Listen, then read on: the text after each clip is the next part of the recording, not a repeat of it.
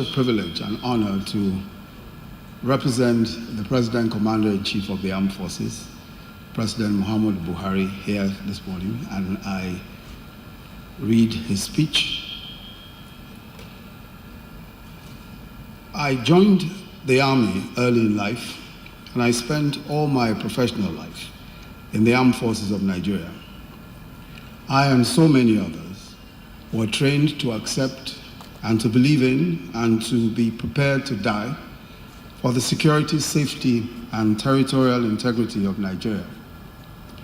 And indeed, many of my colleagues and friends gave their lives defending this nation and its great people. We came from every nook and cranny of Nigeria, from the south-south, the southeast, the southwest, the northeast, the north-central, the northwest. There were Muslims, Christians, and atheists in our number. It never mattered where you were from or how you worshipped. We were just Nigerian soldiers committed to each other and to our nation, and completely convinced, in the words of our old national anthem, that though tribe and tongue may differ, in brotherhood we stand. Indeed, our nation today was built on the sacrifices, the supreme sacrifices of many in the forces and outside of it. And it is because of the memory of these men and women that we must resist with all we have any attempts by anyone or any group under any guise to undermine the safety, security, and integrity of our dear nation. In the past few years, our nation faced the threat of terrorism, characterized by mindless killing of innocent people, including children, the massacre of the Buniyadi boys on their beds at night, the bombing of churches, mosques, and marketplaces, the kidnap of the Chibok girls, and many others. The sheer recklessness of the killings, the shocking barbarity of the executions, were meant to terrorize and produce maximum fear. To further establish their reign of terror, they took territory and hoisted their tattered flags in almost 27 local governments in the Northeast. Sadly, because of the disgraceful greed and wickedness of some in government and some in high office in the armed forces at the time, funds meant to equip soldiers to contain the terrorists was embezzled. Their incredible selfishness cost the nation thousands of lives, extended the reign of terror, and strengthened the enemy. Since May 29, 2015, we have committed ourselves as a government to the absolute defeat of the terrorists and to re-equipping and rebuilding the morale of our armed forces. The gallant men and women of our armed forces have in a few months freed many from Boko Haram-held territory and fatally degraded the fighting capacity of the terrorists. Our neighbors in the Lake Chad Basin area have also been tremendous allies in the various military engagements. But like all evil, the vestiges of the activities and warped ideologies still linger. Through personal contacts, social media, capture and intimidation, men, women, and even children are induced, persuaded, or forced to engage in acts of terrorism. And this is why a robust and dynamic counterterrorism strategy is crucial in the fight against terrorism and must be constantly reviewed for relevance to contemporary challenges. Today, we are gathered to launch such a policy, the revised counterterrorism strategy. That it is a revised strategy underscores the fact that we recognize that terrorism has numerous iterations. It is not static, and our response must be dynamic and versatile. I'm pleased to confirm that this policy is fit for purpose and adequately responds to the current, imminent, and future challenges.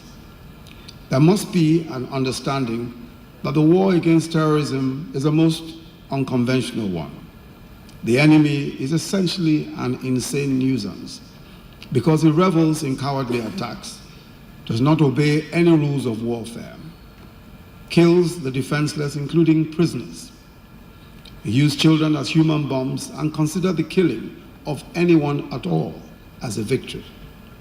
Therefore, as we think through our strategy, we must remember that to permanently win the physical battle, we must win the battle of the minds of even the most impressionable young men who sign up to join Boko Haram and other violent extremist groups.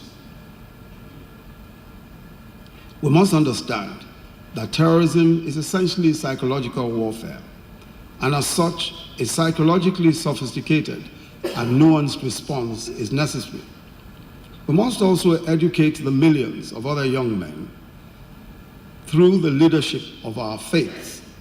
But we must let them know that neither Islam or any other religion that we know endorses the slaughter of anyone. That anyone who kills the innocent and shouts that God is great either does not know the meaning of those words or is simply deranged. We must work hard to provide opportunities for these young men and women who for years have lacked education and a real chance of doing well. Our social investment programs, homegrown school feeding, our vocational and technical educational training for graduates and non-graduates, our teacher corps program are designed to create real opportunities for young people. Today, as hundreds are being released from Boko Haram captivity, we are faced with serious problems of malnutrition in children. Thousands are at risk.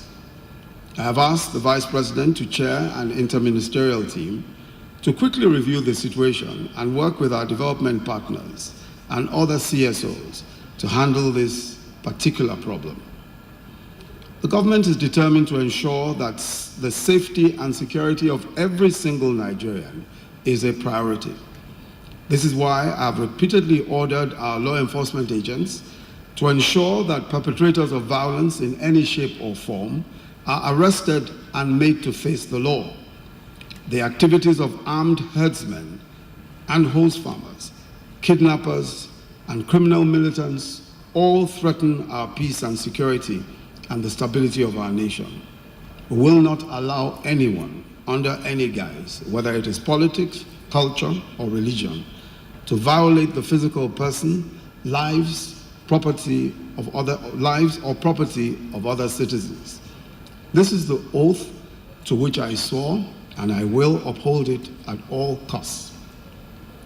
Distinguished guests, ladies and gentlemen, achieving success in combating the menace of terrorism is, as we have said, contingent on a well-articulated strategy and effective counterterrorism coordination with all stakeholders, knowing their roles and devoid of interagency rivalry. I therefore take this opportunity to commend the National Security Advisor and his team, as well as other MDAs who work tirelessly to ensure the development of this document.